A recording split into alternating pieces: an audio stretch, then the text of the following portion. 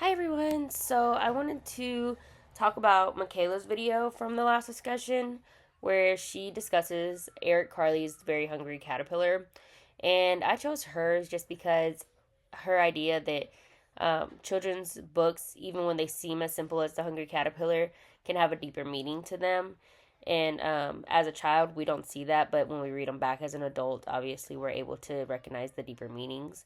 And I related this to this week's assignment because when I saw that we were reading or watching Ponyo, Ponyo came out in 2008, and I would have been 6, and it was one of the first movies I can actually remember seeing in the theaters. And rewatching it as an adult really shed a lot of light onto the meanings that I completely missed as a kid or as a 6 year old watching that. And so I chose her video because it was, to me, one of the best segues into this week's assignment. Now, when I was choosing a scene for this week's assignment, I went over a few different ones. Two of them were actually in the beginning of the movie. One was where Ponyo gets stuck in the trash, and the second one is where Ponyo's dad is trying to get to her, and there's like a bunch of trash and junk in the ocean, so he's muddling about how much we don't take care of our earth. But and then of course another one was the wave scene where her sisters turn into the fish, and she's going through all those links to get back to Sasuke.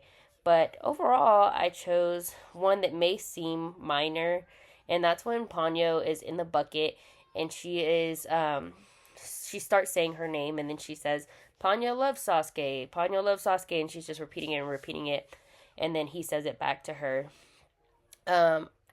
So I chose this scene because even though it seems simple, just like the Hungry Caterpillar may, it's Ponyo expressing her affection for the first time after he rescues her. And to a child, this may just seem like a friendship starting like they do in most movies.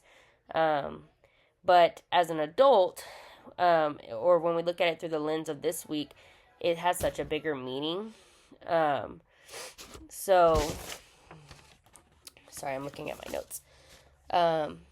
I went through, so if we look at like Nadelman's framework, it made me ask as an adult, like what values the film is teaching. And I did watch this film with my 1 year old, who's almost 2, and he was attached to the screen, which was surprising because nowadays, they're all into like Paw Patrol, things like that. And so to see him go full circle to a movie that I watched when I was a kid, I super enjoyed, but that's just like a side note. Um, so some of the scenes I mentioned taught us, about environmental awareness and mistreating our world and how we should take better care of it. But the lesson that stood out to me from this scene where she's telling him that she loves him is the acceptance that she has for him despite their differences. So from the beginning, Sasuke,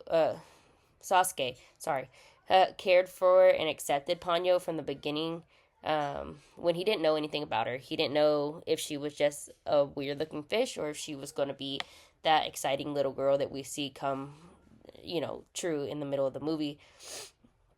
And so, Ponyo responds to this treatment with the affection and love that she has for him. And this speaks to his idea of the hidden adult, because I think it's encouraging kids to have empathy for those that are different. And this goes back to the trash scene where, Ponyo is, caught up in human trash, or her dad is always telling her how bad humans are, but she decides to look past that and takes this first human encounter with Sasuke and is able to love him despite what she was raised with. Sorry, I'm running out of time. Through the Jungian lens, I think that it's even more interesting. So Ponyo saying that she loves him is where the boundaries between the unconscious and the conscious start to fade, along with the boundaries between her world and the human world. The water symbolizes the unconsciousness, and that's where she's from. And his world, or Sasuke's world, is the conscious. So when she says that she loves him and they declare, love for each other or affection for each other, she creates a connection between the two worlds and between her and him. So from the Jungian perspective, and I hope I'm saying that right, this can be seen as self rather than ego. So they're choosing them like their self rather than their ego, and the self seeks wholeness rather than differences. Um, so sorry, I got lost in my notes. So yeah, their affection between one another represents that, and a willingness to connect something different, connect to something that's different, and bring two worlds together is why I chose the Jungian perspective. I feel like it makes the scene brighter and makes it feel more meaningful. Their declaration is more than just a statement of friendship and affection, but it's a symbol of their connection and of the connection between the consciousness and the unconsciousness.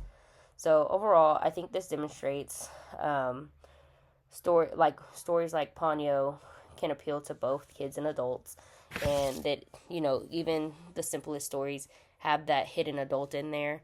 But I really enjoyed this assignment, and I was really excited to watch Ponyo again. It has been way too long, and to be able to watch it with my son was a full circle moment for me. So I hope you all enjoyed it.